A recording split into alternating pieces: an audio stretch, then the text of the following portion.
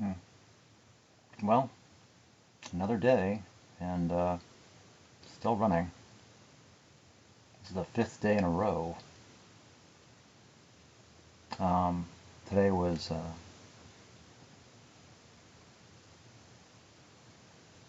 40 minutes, 39 hundredths of a second. So, and it was overcast and quite drizzly, quite rainy. I took a shower right after I got back. I didn't want to get sweat in my eyes. And, it was a good run. It was good weather. I felt good. Didn't see any other runners today, but I did get hissed at by a goose. I saw it. I was monitoring my distance and obeying goose rules. You know, give them space. Don't. Otherwise, So, and I've got a deal going with the geese. So I mind my business. They mind theirs, and usually it's okay. But the goose that hissed at me had goslings. Well, older goslings. They're losing their downy feathers and gaining their adult feathers. So they're adolescent goslings. But anyway, I saw them up ahead, and I recognized the situation before I got there. And I was like starting to go off because they were on the paved trail. So I was like, well, they've got the right of way. They were there first. So I went off the trail. And the alarm goose, I'm guessing it was the male, or it might have been the female. I'm not sure which one. I think they take turns. The one that was on watch, saw me approaching and started hissing at me. And I was like, I'm going, I know. So I went around. And I don't know. So they were moving at a slow pace. They were trying to get out of my way, but they weren't in any particular hurry. Anyway, they were moving at goose speed, goose land speed, but they weren't going for a record. And anyway, so it was a good run in the rain again. And I like it because I don't get overheated. I can feel, even after the shower, my skin is already starting to radiate again. And it's like, yeah, I haven't cooled down yet. Even though I did a walking cool down and then I took a shower, it's like, no, I'm still radiating. And what else? I think that last night might be, because I thought the previous time, 2 weeks ago, was the last one. But I think last night, because Barbara showed remorse that she didn't go last week. So I offered this week. It was like, do you want to go? It sounded like you missed it last week. And so she agreed to go yesterday to her, what is now her last time going down to Nineveh with me. She enjoys the road trip. She enjoys the conversation. But, she is almost 88 years old. And going out, that late for that long, she just doesn't feel like she has it in her. So I've never been an 88-year-old woman before, so I have no idea what it's like. Having had 5 children and been married for over 50 years to her husband, also was named Jack, by just how things are. I don't know. But he passed away a couple years ago. So anyway, but she survived him, and she thought she would join him. So she had plans to join him. Anyway, so now that was our last meeting down there, but it's only because the Wednesday meeting is back up and running. And I'm the secretary again. And yeah, I'm thrilled. So, that's where I'll be tonight. 8 o'clock, because the 7 o'clock idea was overruled. Or it finally got talked about, because I kept announcing at 7 o'clock, because the Monday night went to 7 o'clock, and it seemed everybody liked it. So I figured, well, shouldn't we make the Wednesday 7 o'clock so people have less to remember? It's like, the Monday's at 7, but the Wednesday's at 8. And you don't want to get them mixed up, like the Monday's at 8 and the Wednesday's at 7. And I figured, why don't we just make all the meetings at 7, and it's less to remember. I mean, for me, that makes sense, but no, they discussed it at the 7 o'clock meeting on Wednesday, and decided to go ahead and let's just keep it at 8 from now on. And so I was like, all right, because the idea, which I hadn't thought of, was that if people are going to a 7 o'clock meeting, they might, want to jump to an 8 o'clock meeting or something. And then there's also a 6 o'clock meeting, which takes a 15-minute recess before it turns into a Bible study meeting.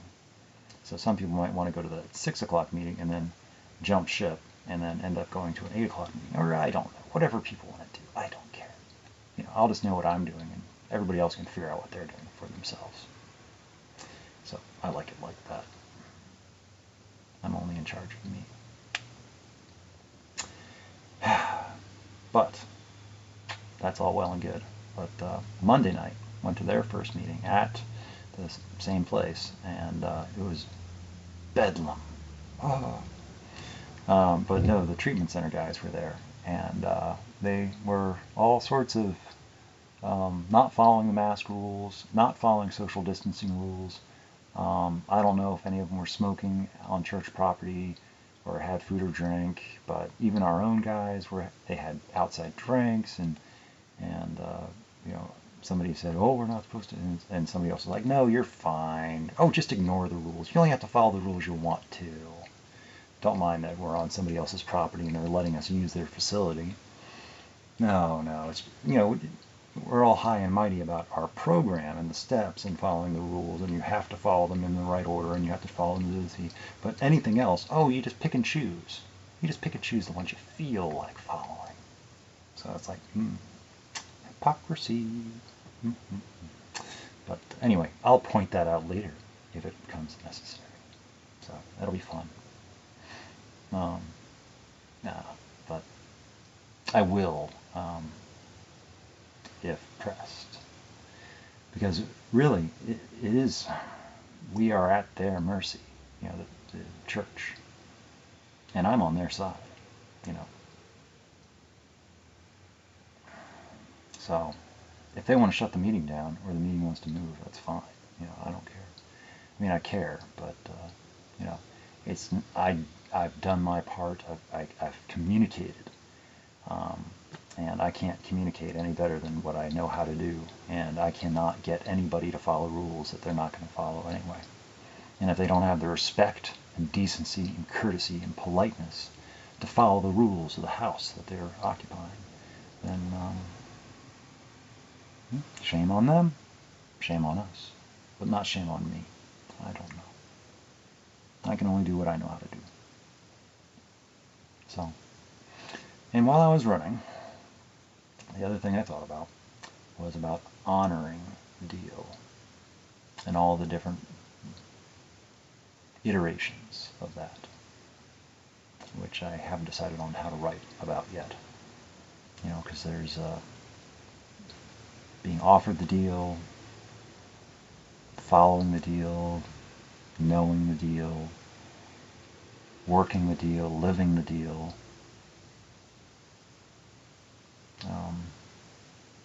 but not understanding the deal. There's just too much. And also I haven't lived the rest of my life yet, so I don't have full understanding and perfect knowing. If I did, well, what would be the fun in that? So I'm just sitting here kind of, yeah. And I'm just kind of curious what is going to happen next, because I'm I'm just going to continue to live my life and see what the day brings. And but I also know for myself that it's like I never know when it is going to be the last time that I do something. And it could be something that I don't want it to be the last time, and I don't realize it's the last time until it's already too late, you know. So there's some things I'm like, oh, well, that was the last time, and I'm not doing that again. I won't be there again, or I won't, you know. So I'll just be like, well, that's, you know, and I won't miss it, and it might even be a while before I remember, and I'll be like, oh yeah, and I'll like evaluate, do I feel like I'm missing something in my life? Is there something I value that I want to seek out again? But if I'm okay without it in my life, it's like, well, what was it adding that I, felt was good? And it's like there's always good things, but it's like the energy that it takes to, the investment. And it's like maybe there's something I could be doing elsewhere, or it takes too much, or it's too draining, or it's too exhausting. And I don't know. So it's like for me, the key example is the meetings and the whole thing up in Indianapolis. Just letting go of those meetings, letting go of those people, that whole community. I was a visitor the entire time. I was there for 2 years. 2 years I was traveling back and forth on 2 days a week on my days off. And, I always felt like a visitor. After 2 years, I was more like I was less a stranger, and I was just like the outsider. So how welcoming is that? I'm less a stranger. I'm just the outsider. That guy that comes in twice a week. And so, I don't know. Definitely, and people were trying to, manipulate me into taking sides and being people, it's like, well, being for certain people and against other people, and these people have the wrong idea about this, and these, it's all politics, social politics in recovery. And I just can't stomach it. We're all supposed to be equal. Supposed to be. Everybody's created equal, except that some people are created more equal than others.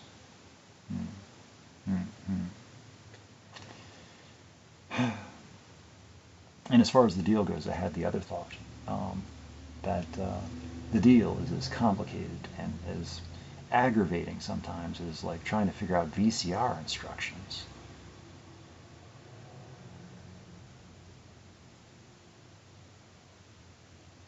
That's a reference.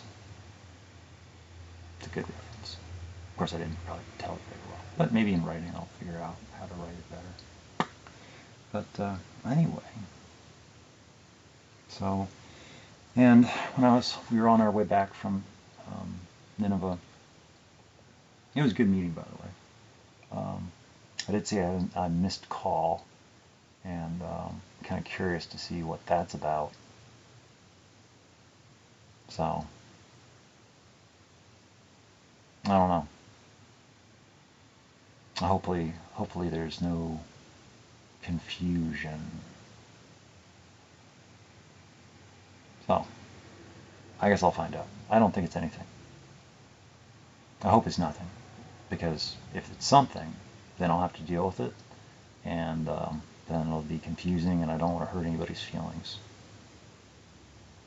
But it would have to be something first, but I don't think it's anything, because they've got their whole thing with their relationship, and it's like, that's a whole other thing, and, that's their thing, and it's like, I don't even understand exactly, why are they interested? It's like, what, so I'm being aware and trying to be sensitive, but yeah, so anyway, that's where I was kind of thinking about, like, there's a lot more to having the deal or keeping the deal and knowing the deal and respecting the deal. It's about honoring the deal. Anybody can just have the deal, and do whatever with it. But it's more about holding the deal, keeping the deal, honoring the deal. It's living the deal. That whole thing.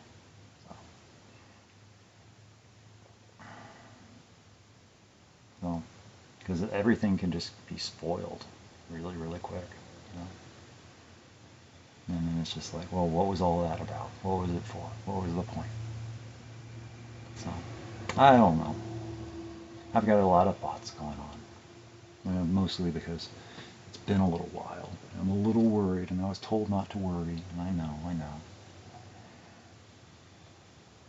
There's nothing I can do. So I choose not to worry. But I wonder. I'm allowed to wonder. And I'm allowed to care.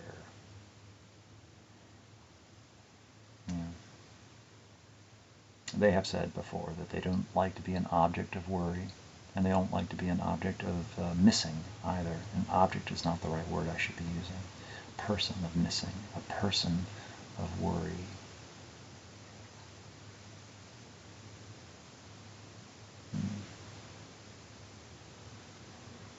I don't think I care that much when it comes to me. I don't mind when people miss me, I don't think. Maybe it's only if I have given people permission to miss me. Like my brother misses me. Well, that's okay.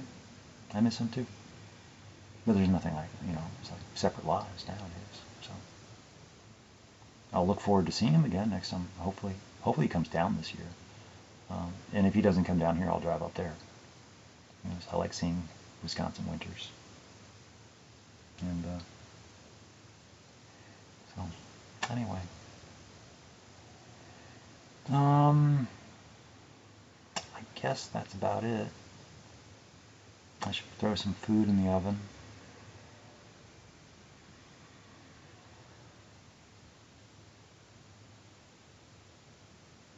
And I did think that it is very interesting that the last time we did talk, there's the thing, it feels like talking. Even though it's just writing. And it's like I refer to it as talking, like we talked.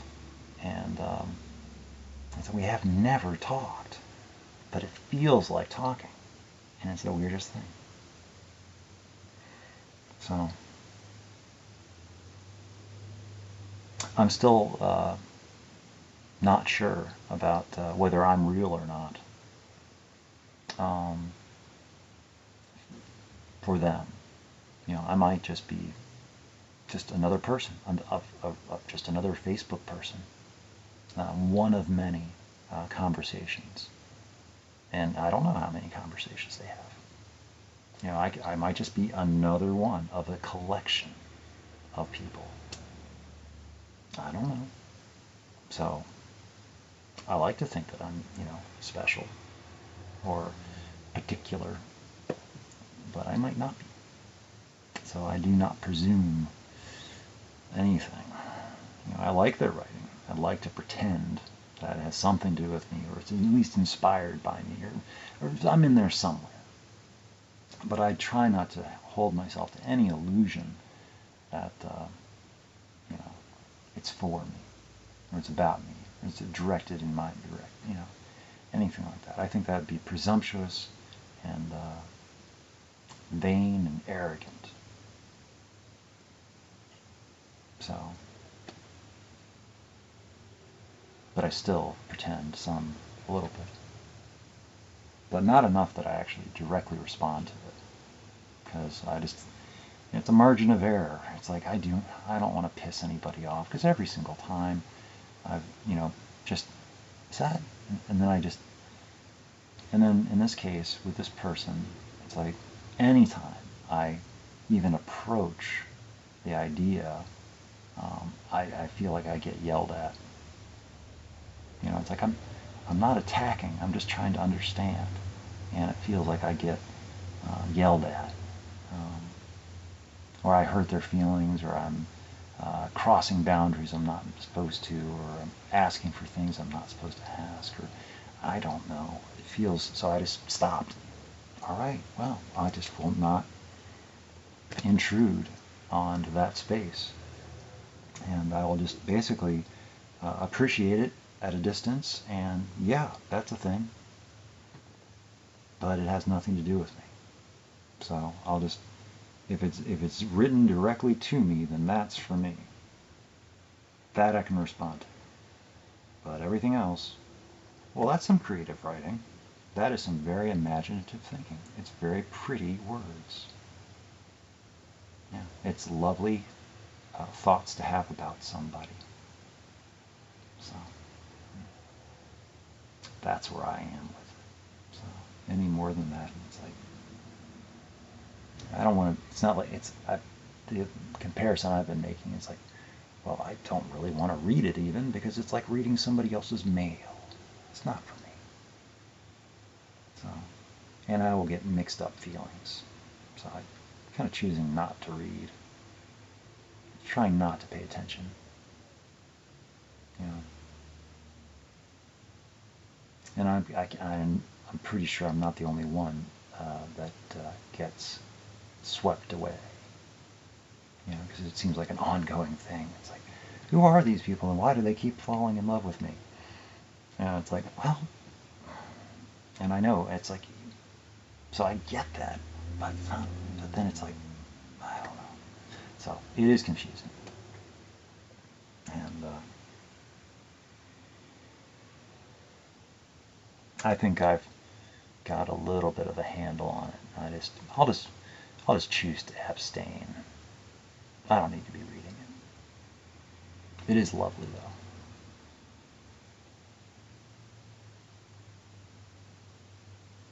So anyway, I should go. And I'm like overdue to eat, and I'm overdue to nap. And then I've got a secretary meeting I don't want a secretary. And yeah, so I'm just booked. I'm just swamped. But I have tomorrow off. So I'll probably do some early morning writing this morning. You know, I take my nice long nap, wake up, make a pot of coffee. It'll be like 2 a.m. And I'll do some, well, if the mood strikes, because now that I'm talking about it. But should it come to pass that I do a good bit of writing tomorrow morning, I have a lot to say, but the words aren't here yet. They are arriving. So, anyway.